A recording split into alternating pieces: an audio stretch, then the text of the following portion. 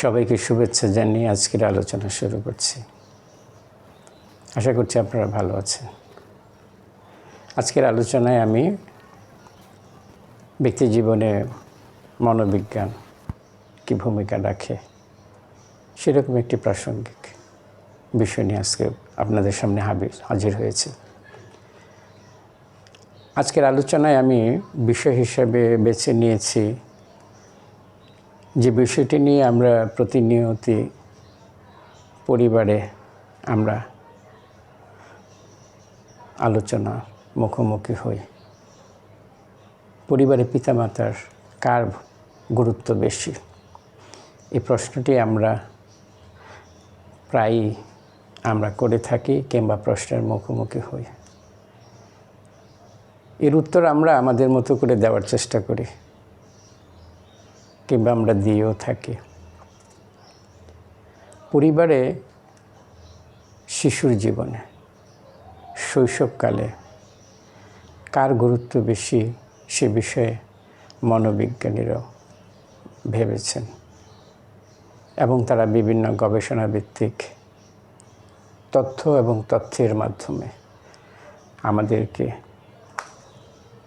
বোঝাতে চেয়েছেন কিংবা তারা তাদের গবেষণালব্ধ আমাদের সামনে তুলে ধরার চেষ্টা করেছেন। তারা তাদের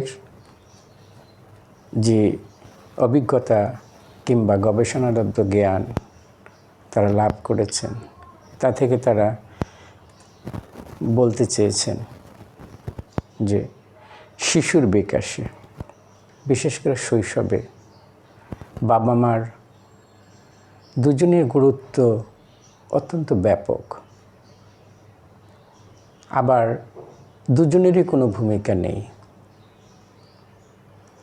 বিষয়টি নিয়ে যদি আমরা একটু আলোচনা করি, প্রয়োজন শৈশবকাল মানব জীবনের সবচেয়ে একটি গুরুত্বপূর্ণ এবং একটি ভালনারেবল স্টেট, কারণ ওই সময় শিশুরা সম্পূর্ণভাবে পিতামাতা এবং পরিবারের উপর নির্ভরশীল।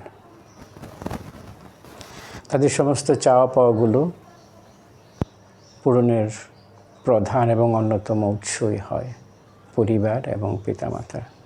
আমরা যদি পিতামাতা হিসেবে তাদের সেই চাওয়ার জায়গাগুলো পরিপূর্ণভাবে পূরণ করতে না পারি, তাহলে তারা এক বঞ্চনার মধ্যে দিয়ে বেড়ে ওঠে, যে বঞ্চনা তাদের বিকাশকে ব্যাহত করে।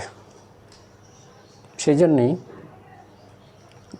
মনোবিজ্ঞানীরা বলতে চেয়েছেন যে মানব জীবনের বিকাশে শৈশবে শিশুর জীবনে বাবা মার গুরুত্ব অত্যন্ত ব্যাপক। কিন্তু আবার যদি আমরা আমাদের ব্যক্তিগত সংকট, সীমাবদ্ধতা, চাহিদা কিংবা সংঘাতের জন্য যখন আমরা আমাদের সন্তানদের চাওয়ার জায়গাটা যখন ক্ষতিগ্রস্ত হয়, চাওয়ার জায়গাটা থেকে যখন শিশুরা বঞ্চিত হয়, তখন বাবা মার শিশুদের জীবনের আর প্রয়োজন হয় না।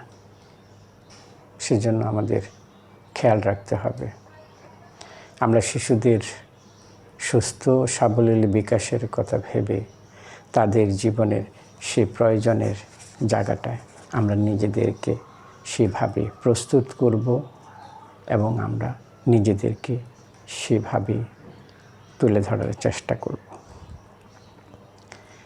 শিশুদের জীবনে পিতামাতা কিংবা কার গুরুত্ব বেশি সেটা বোঝার জন্য আমরা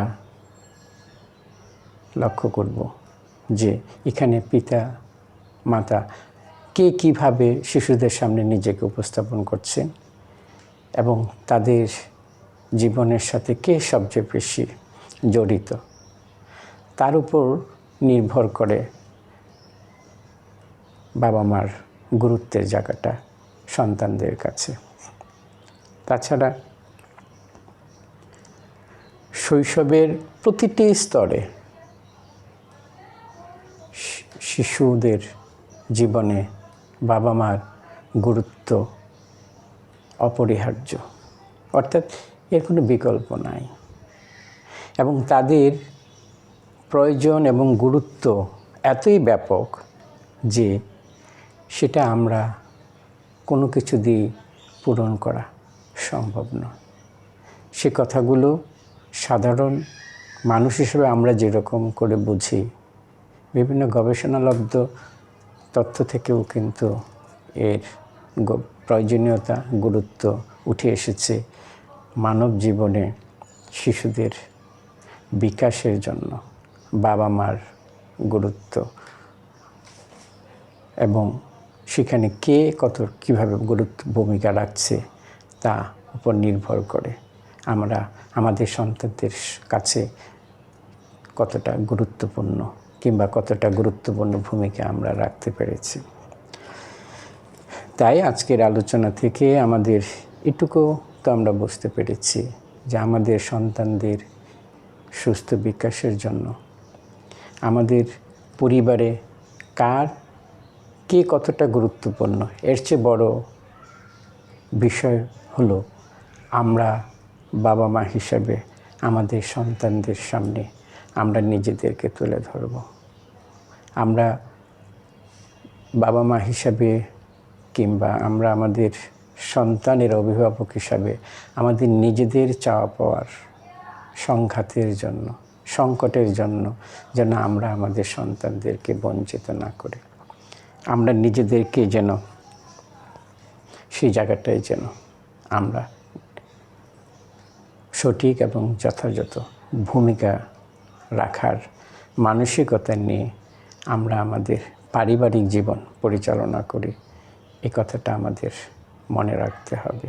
কারণ শিশুরা যদি পরিবারে নিরাপত্তার মধ্যে দিয়ে বেড়ে না ওঠে তাহলে তাদের বিকাশের জায়গাগুলো অনেক সময় সংকটাপন্ন হয়ে যেতে পারে, ত্রুটিপূর্ণ বিকাশ হতে পারে এবং এই সমস্ত ত্রুটিপূর্ণ বিকাশ শিশুদের জীবনের বিভিন্ন স্তরে সংকটের মুখোমুখি করে তুলতে পারে কিংবা তাদেরকে এক ধরনের অসহায়ত্ব বোধের মধ্যে দিয়ে তারা বেড়ে উঠতে পারে। সেজন্য আমরা বাবা মা হিসাবে আমরা নিজেদের আলাদা গুরুত্বের কথা বিবেচনা না করে আমরা উভয়ের গুরুত্ব আমরা তুলে ধরব। বাবা মা হিসাবে যৌথ ভূমিকা রাখার চেষ্টা করব। সন্তানদের জীবনে তারা বাবা মা দুজনকেই চায়, তারা দুজনকেই তাদের জীবনে অত্যন্ত গুরুত্বপূর্ণ মনে করে। সেজন্য আমরা অবশ্যই তাদের চাওয়ার কথা বিবেচনা করে তাদের সুস্থ সাবলীল বিকাশের নিশ্চয়তার কথা ভেবে আমরা আলাদা গুরুত্বের কথা বিবেচনা না করে আমরা পিতামাতা হিসেবে আমরা আমাদের গুরুত্ব সন্তানদের সামনে তুলে ধরতে চাই। এবং মানব জীবনে বিশেষ করে শৈশবে পিতামাতা যে কোনো বিকল্প নেই তা কিন্তু বিভিন্ন কবিতার মাধ্যমেও উঠে এসেছে। আমরা যদি সুকান্তের ছাড়পত্র কবিতাটা দুটো লাইন আমরা যদি শুধু মনে রাখি তাহলে আমাদের অনেক কিছু আমাদের বোঝা হয়ে যাবে। তাই আমরা সেই দুটো লাইন থেকে চলেন আমরা একটু শোনার চেষ্টা করি কি বলতে চেয়েছেন কবিতার সেই দুটো লাইনে। উনি বলতে চেয়েছেন যে সব কিছু সেরে অবশেষে নিজের রক্তে নতুন শিশুকে করে যাব আশীর্বাদ, তারপর হব এক ইতিহাস। অর্থাৎ সন্তান পৃথিবীতে আসার পরে বাবা মার যেন চাওয়ার জায়গাটা সন্তানের চাওয়ার চেয়ে গুরুত্বপূর্ণ হয়ে না যায়। আমাদের সন্তানদের চাওয়াটা যেন আমাদের কাছে সবচেয়ে বেশি গুরুত্বপূর্ণ হয়ে ওঠে। এবং এই যে কবিতার লাইন দুটোতে কবি বলতে চেয়েছেন যে আমাদের চাওয়া পাওয়া যেন আর না থাকে, আমাদের চাওয়া পাওয়ার মধ্যে যেন আমাদের সন্তানরা যেন কখনো নিজেদেরকে সংকটাপন্ন মনে না করে। আমাদের সেই বিষয়টা খেয়াল রাখতে হবে। আমাদের সন্তানরা পরিপূর্ণভাবে বেড়ে উঠুক, সুস্থভাবে বেড়ে উঠুক, এক সমৃদ্ধ জীবনের অধিকারী হোক, এই প্রত্যাশা বাবা মা হিসেবে আমরা সবাই চাই। তাই আমাদের খেয়াল রাখতে হবে শৈশবকালে শিশুদের জীবনে বাবা মার উপস্থিতি, বাবা মার প্রয়োজন অত্যন্ত গুরুত্বপূর্ণ। সুতরাং যেসব শিশুরা শৈশবে পিতামাতা হারা হয়, কিংবা যেসব শিশুরা সিঙ্গেল প্যারেন্টিংয়ের মধ্যে দিয়ে বড় হয়, তাদের জীবনের অনেক অপূর্ণতা থাকে। যে অপূর্ণতা তাদেরকে সংকটাপন্ন মানুষ হিসাবে, এক সংকটময় মানুষ হিসাবে, এক ধরনের অসহায়ত্ববোধের মধ্যে দিয়ে বেড়ে ওঠার অনেক নজির আমরা এই সমাজে লক্ষ্য করি। তাই যারা আমরা পিতামাতা হিসেবে বেঁচে আছি, আমরা সবাই আমাদের সন্তানদের মঙ্গলের জন্য আমরা চেষ্টা করব। শুধু মনোবিজ্ঞানের ভাষাই নয়, আমরা স্বাভাবিক, সরল এবং সহজ এবং গতানুগতিক আমাদের যে ভাষা কিংবা আমাদের যে অভিজ্ঞতা, সেখান থেকেও আমরা এর গুরুত্ব আমরা জানি। তাই আজকের আলোচনায় সেই বিষয়টির হয়তো পুনরাবৃত্তি করার চেষ্টা করেছি। আপনারা ভালো থাকবেন। আমার সন্তানরা যেন পরিপূর্ণ মানুষ হিসেবে বেড়ে ওঠে, তারা যেন আগামীর সমৃদ্ধ বাংলাদেশে ভূমিকা রাখে, সে প্রত্যাশা রেখে আপনাদের সবার মঙ্গল, সুস্বাস্থ্য কামনা করে আজকের মতো বিদায় নিচ্ছি। আবার অন্যদিন অন্য কোনো প্রসঙ্গ নিয়ে সুযোগ পেলে আবার কথা বলব। সবাইকে ধন্যবাদ।